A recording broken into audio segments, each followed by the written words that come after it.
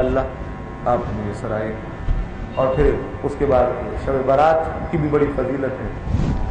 تو شب برات جو ہے شعبان کی 15ویں شب، اس کے بارے میں بھی روایتیں ہیں، احادیث ہیں. آپ صلی اللہ علیہ وسلم نے فرمایا کہ جب یہ رات ہو تو اس کی رات میں قیام کرو اور دن میں روزہ رکھو. قوموا لیلھا وصوموا نہارھا، رات میں قیام اور دن میں روزہ، تو وہ معمول ہے. اور یہ قیام اور یہ صیام جو ہے یہ نفل ہے، اس پر اجر بہت ہے، لیکن یہ ہے کہ ہے نفل، فرض نہیں ہے.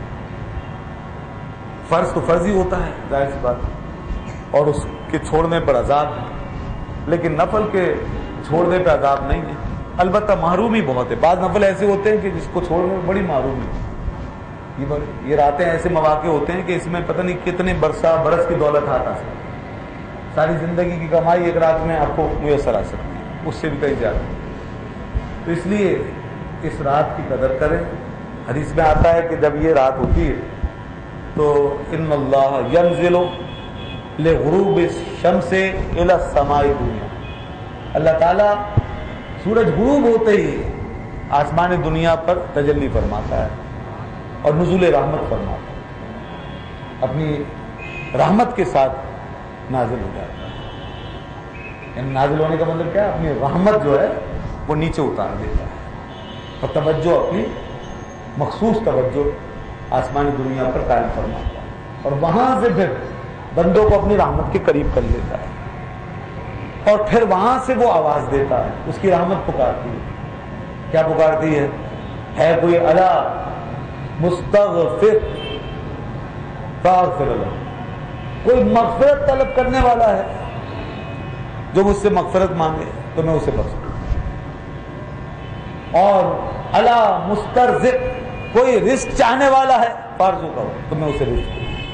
الا مبتلا فوافیہ، کوئی ہے جو مصیبت میں مبتلا ہے تو میں اسے عافیت دے دوں. یہ اعلان ہوتا ہے، یہ مطالبہ، یہ صدائیں لگتی رہتی ہیں غروب شمس سے لے کر تب تک طلوع فجر، اگلا دن شروع ہونے سے پہلے ساری رات یہ سلسلہ جاری ہے. تو بھائی بڑا آسان ہے، آدمی اگر درمیان میں یا آخر میں نہیں اٹھ سکتا تو ابتدائی شب میں بیٹھ جائیں، مغرب کی نماز پڑھ کے کچھ نوافل وغیرہ ادا کر لیں اور تلاوت وغیرہ کر لیں، ذکر و اذکار کریں اور رو رو کے اپنے گناہوں کی معافی مانگ لیں. تو یہ انشاءاللہ اس رات کی فضیلت ہوگی آپ کو مل جائے گی. اسی لیے مغرب سے ہی یہ سلسلہ شروع کر دیا جاتا ہے. ورنہ ویسے جو ہے روزانہ ہر رات کو جو معمول ہے وہ یہ ہے کہ رات کے آخری پہر میں وہ نزول رحمت فرماتا ہے اور یہ صدائیں اس وقت دی جاتی ہیں. اور اس وقت اٹھنا ہم جیسے کمزور لوگوں کا کام نہیں ہوتا. ہم تو پڑے خوابے خرگوش کے مزے لیتے رہتے ہیں، مگر جو اہل اللہ کے نیک بندے ہمیشہ سے ان کا طریقہ وتیرہ رہا یا جن کو سہولت رہی، وہ اس تیسرے پہر میں اٹھ کر روتے ہیں، گڑ گڑاتے ہیں. مگر عام طور پر لوگ یہ موقع حاصل نہیں کر پاتے اور مشکل ہے.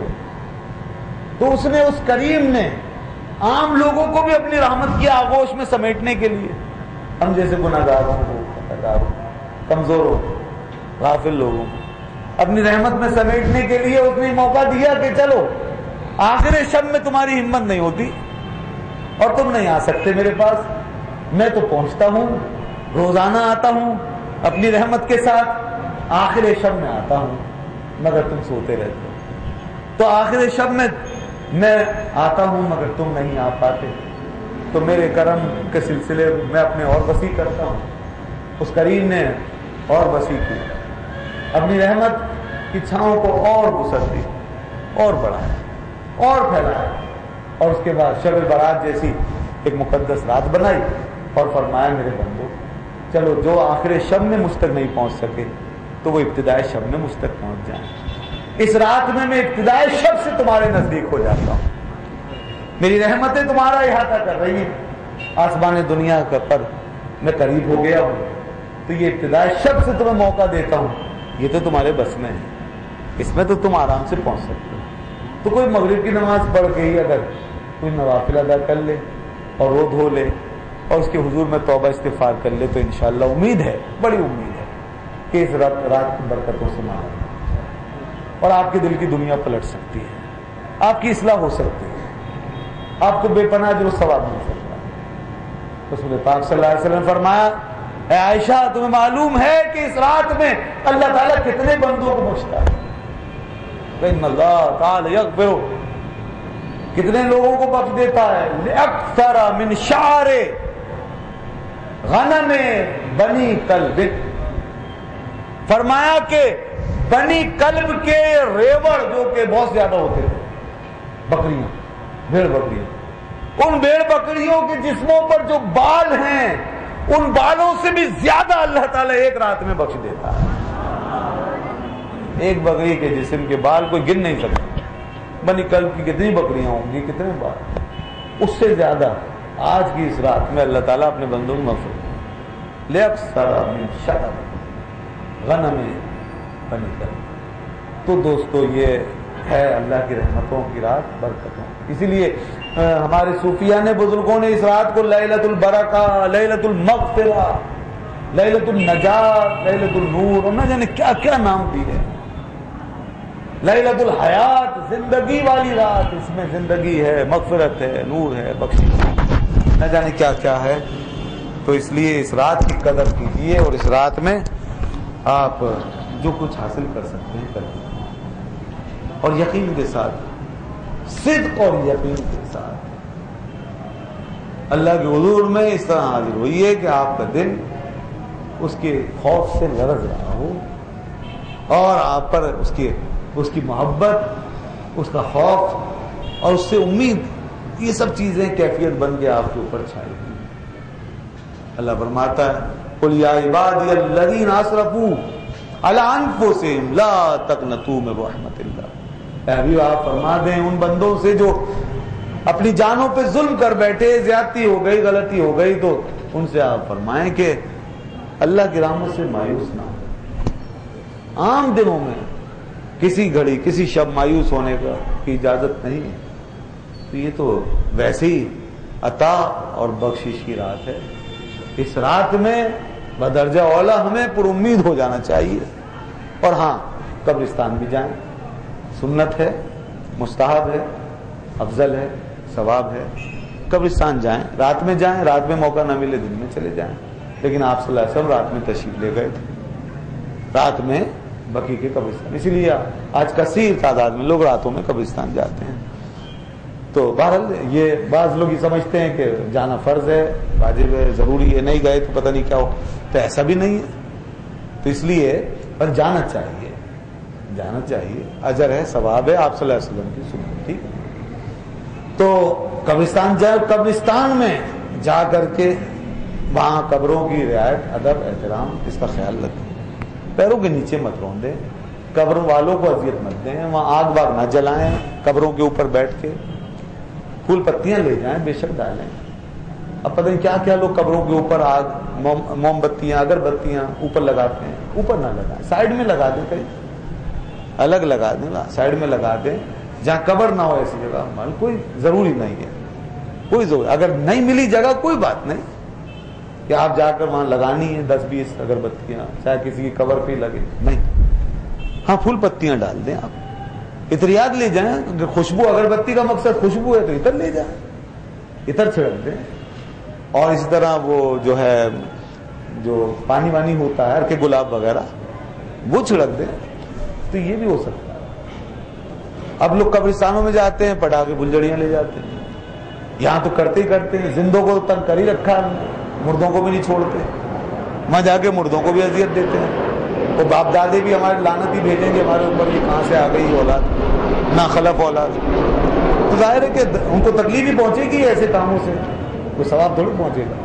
یہ پٹاخے پھلجڑیاں, یہ اسراف, فضول خرچی, اس میں اذیت, یہ سب بالکل منع ہے, حرام ہے. کسی کو اذیت دینا, پیسہ ضائع کرنا بالکل غلط ہے. اس لیے اس سے بچیں. یہ مہینہ اس لیے نہیں ہے. اب تو اللہ کا شکر ہے کافی حد تک کم ہو گیا, ورنہ تو رجب سے لوگ شروع ہو جاتے تھے. ہاں اب تو شعبان دیکھیے اتنا گزر گیا, اب آدھا شعبان تقریباً. لیکن مجھے کہیں ایسی آواز آتی کیونکہ اب وہ دوسرے پھلجڑیاں زیادہ چل رہی ہیں, اصلی پٹاخے چلنے لگے. اب زیادہ بھی ان کی ویلیو ختم ہو گئی. اب تو ایسی گولیاں چل رہی ہیں کہ لاکھوں, جیسے کوئی میدان جنگ, اور بندے ایسے مارے جا رہے ہیں کہ عید قربا پہ جانور بھی نہیں کٹتے، اس طرح انسان مارے جا رہے ہیں. تو یہ حال ہو گیا ہمارا. تو یہ تو بہت بڑی لعنت گویا ہمارے اندر داخل ہو گئی. اب اللہ رحم کرے. بہرحال معافی مانگنے کا موقع ہے، معافی مانگیں. اس قوم نے بڑے بڑے جرم کیے، بڑی بڑی غلطیاں ہم سے ہو رہی ہیں. انسانوں کا قتل ہو رہا ہے، انسانوں کی جانیں جا رہی ہیں.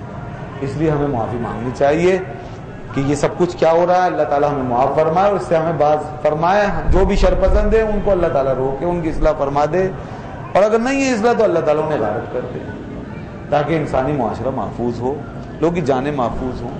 بہرحال ملک میں ہر جگہ ویسے تو عام انار کی پھیلی ہوئی ہے، لیکن خاص طور پہ ہمارے یہاں حالات اور زیادہ ناگفتہ ہے. جہاں بھی ہے انسانی جان محترم، انسانی جان محترم. تو اس رات میں یہ اعمال ہیں. اس کے بعد پھر صبح روزہ رکھ لیں، جیسا کہ حدیث میں آیا. روزے کا انشاءاللہ بڑا ثواب ہے، اور آپ صلی اللہ علیہ وسلم نے فرمایا کہ اس رات میں اعمال، نامہ اعمال جاتا ہے اللہ کے حضور میں. تمہیں میری یہ خواہش ہے، مجھے پسند ہے کہ میں جب میرے اعمال اللہ کے حضور میں پہنچے تو میں روزے سے ہوں.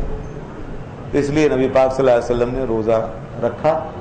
تو روزہ رکھیں، اس میں بڑا ثواب ہے انشاءاللہ. اور ہاں ایک بات کا اور خیال رکھیں، فرض نمازیں اور روزے آپ کے ذمہ ہیں تو وہ ادا کریں. نفل کی اہمیت جب ہی ہے جب آپ اس سے فارغ ہو چکے ہوں، ورنہ نفل کا مطلب یہ ہوگا کہ کسی کا قرضہ آپ کے اوپر لازم ہو اور قرضہ آپ ادا نہ کریں، وہ آپ سے قرضہ مانگتا رہے اور آپ اسے تحفے پہ تحفے دیے جائیں. بھائی یہ تحفہ لے لو، بھائی یہ تحفہ لے لو. وہ تو یہی کہے گا بھائی پہلے قرضہ تو دے دے، تو مجھے تحفے دے رہا ہے. تو تحفے کی کیا اہمیت ہے جب قرضہ آپ ادا نہیں کر رہے؟ تو یہ فرضوں کا جو قرض ہے یہ ادا کریں، نوافل کے تحفے بعد میں قبول ہوں گے. جب تک فرضوں کا قرض چڑھا ہوا ہے یہ قرض ادا کرنا پڑے گا. اس لیے نوافل کی جگہ جن پہ فرض ہے وہ قضاء عمری پڑھیں، نفل روزے کی جگہ اپنا کوئی فرض روزہ جو قضا ہوا ہے وہ رکھ لیں. یہ بہتر ہے، ضروری ہے بلکہ. تو اس لیے ان چیزوں کا خیال رکھا جائے. اللہ تبارک و تعالی ہمیں شعبان المعظم اور شب برات کی برکتوں سے مالا مال فرمائے. وآخر دعوانا الحمدللہ رب العالمین.